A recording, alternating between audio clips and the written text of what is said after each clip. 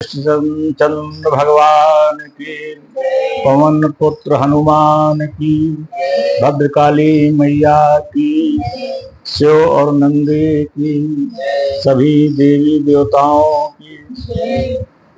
आज बालकांड का दोहा नंबर 40, जिस पर हम सभी सत्संग में उपस्थित हैं। भगवान राम से सीधा साक्षात्कार, हनुमान जी प्रमुख श्रोता, सभी देवी देवताओं श्रोता, भगवान शंकर और नंदी भी श्रोता के रूप में उपस्थित हैं। भगवान राम की कथा देखेंगे। ये भरद्वाज जी के यहाँ, याग वल्लभ जी के यहाँ जाकर के भगवान शंकर ने और मैया पार्वती भवानी भी साथ गई हैं। कथा सुनी है। बहुत ही अच्छे अच्छे प्रसंग आगे आएंगे। सभी श्रोता उपस्थित हैं और ये श्रोता तभी उपस्थित हो पाते हैं जब भगवान की इन पर कृपा होती है। भगवान राम हनुमान के हृदय में वास करते हैं, इसलिए भगवत भक्ति प्राप्त है हनुमान जी को। भगवान शंकर निरंतर राम का जप करते हैं, इसलिए भगवत भक्ति प्राप्त है भगवान राम की, भगवान शंकर को। इसलिए वो कथा स्नेह से सुनते हैं। ऐसे ही हम सब भक्त जन समय निकाल करके, समय से उपस्थित होकर के भगवान का साक्षात्कार राम का करके राम के चरित्र को सुनते हैं। ये परम सौभाग्य है। सरोवर, भक्ति का सरोवर रामचरितमानस है। 7 इसके सोपान, 7 सीढ़ियां हैं। उन चारों घाटों की, जिन घाटों के माध्यम से रामचरितमानस, भगवान का ये चरित्र, ये सरोवर जिसमें हम सब नहा रहे हैं, आनंद प्राप्त कर रहे हैं, ये रास्ता दिखाया गया है।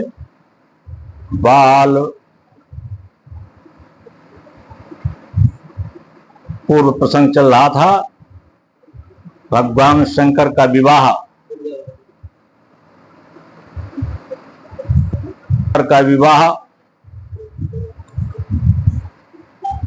शिव जी के विवाह के बराती इस नदी के असंख्य जलचर जीव हैं, यानी जल के जीव हैं, जलचर जल के जीव हैं। रघुवर के जन्म का आनंद और बधाई, ये इस सरोवर की उमंग और तरंग भंवर है। ये प्रसंग चल रहा था। सरोवर में तरंग और भंवर के बीच में हम सब बैठे हैं। बाल चरित चहु बंदुके, बनज विपुल बहुरंग। जो भगवान राम, लक्ष्मण, भरत, शत्रुघ्न का विवाह हो रहा है। ये एक वन है। उस वन में खिलखिलाते लोग बराती उपस्थित हैं। बहुरंग, बहुत प्रकार के रंग बिरंगे फूल उस वन में लगे हुए हैं।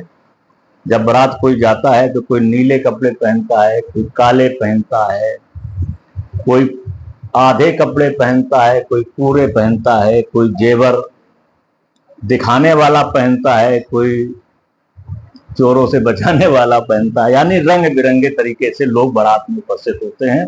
बड़ा ही उत्साह होता है लोगों को एक दूसरे से मिलने के लिए। तो ये वन है।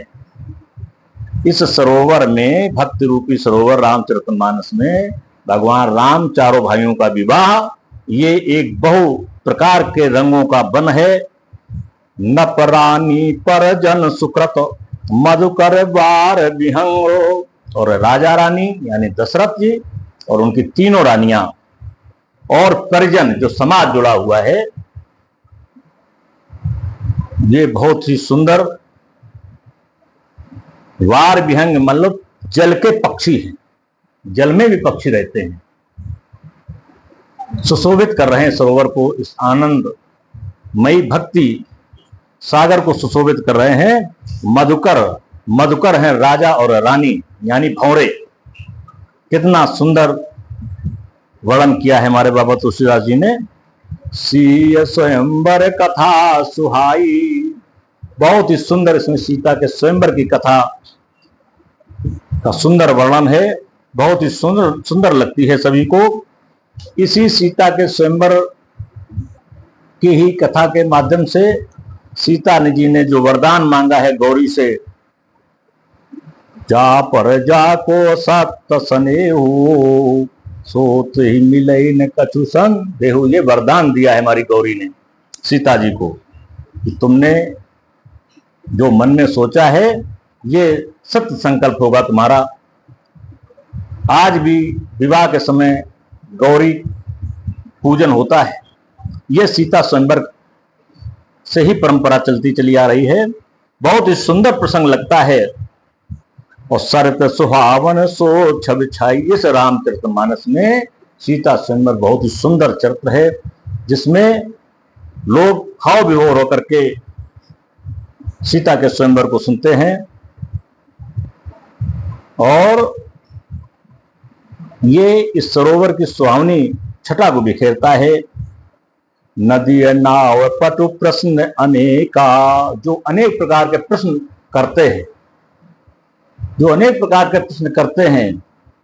राम का विवाह कब हुआ, कैसे हुआ, कौन आचार्य था, कौन नाई था, कौन पंडित था, कौन माली था, कौन सी शुभ घड़ी थी, बराती कब आए थे, भगवान राम लक्ष्मण परशुराम संवाद हुआ, विवाह कैसे हो गया, आदि जो प्रश्न उत्तर करते हैं, ये सब नदी हैं इस भगवत कथा में, इस रामचरितमानस में। ये सारी नदियां हैं। केवट कुशल उत्तर सविवेका, जो इनके उत्तर देता है, जो इनको समझाता है, वो चतुर केवट है। कितना बढ़िया प्रसंग बाबा तुलसीदास जी अनुभव कर रहे हैं और बता रहे हैं कि ऐसा सब ये है। सुन अनुकथन परस पर होई, पथिक समाज सोय सर सोई। इस कथा को सुनने के बाद जो आपस में चर्चा करते हैं, ये प्रसंग बहुत अच्छा लगा, इस प्रसंग में ये था, इसमें ये नहीं था, इसमें आधा जो भी भगवान की कथा सुनने के बाद जो चर्चा करते हैं, पीछे सुने अनुकथन, यानी पीछे कथा सुनने के बाद, पहले नहीं, कथा तो बड़े ध्यान से सुनते हैं, वो जो कथा सुनने के बाद परस्पर आपस चर्चा करते हैं, वो इस नदी के सहारे चलने वाले पथिक हैं, समाज है।